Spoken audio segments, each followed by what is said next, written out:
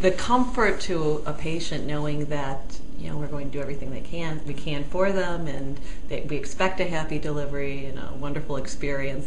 But if something is at risk, that we can take care of it. If there was a baby who needed additional care beyond a standard nursery, which we also offer,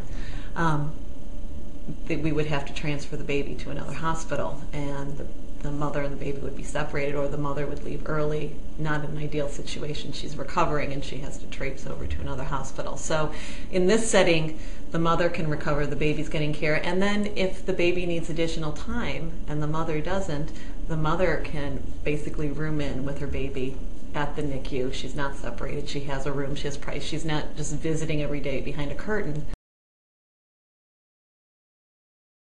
MFM is maternal fetal medicine. So they're the high-risk obstetric doctors, and they offer services here. So we can coordinate with those doctors with a patient who may have risk factors, or we're anticipating there may be issues, and we can, there are times when they're keeping a close eye and we're keeping a close eye and everything's fine, but there are times when we're keeping a close eye, and so we send them to the specialists and they say, you know what, this is indicated now, we need to deliver. And we have the ability to intervene earlier because we know that we can offer care to both the mom and the baby here, whereas we don't have to. Now, if we have to intervene otherwise, we have to plan to go to another hospital. The whole birthing experience that you expected and planned for and trained for and did your classes for is suddenly, no, you're going to go here now.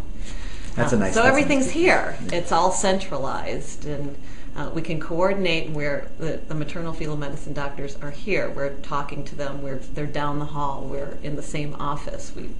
It's one end of the fourth floor is the office, and one end of the fourth floor is the hospital. We can do surveillance and additional monitoring between us as well, which is convenient and just makes life easier, especially when you're dealing with something that is not such a comfortable situation. Well, we offer the tours so people can see what this is like, and the patients have had a phenomenal response to that.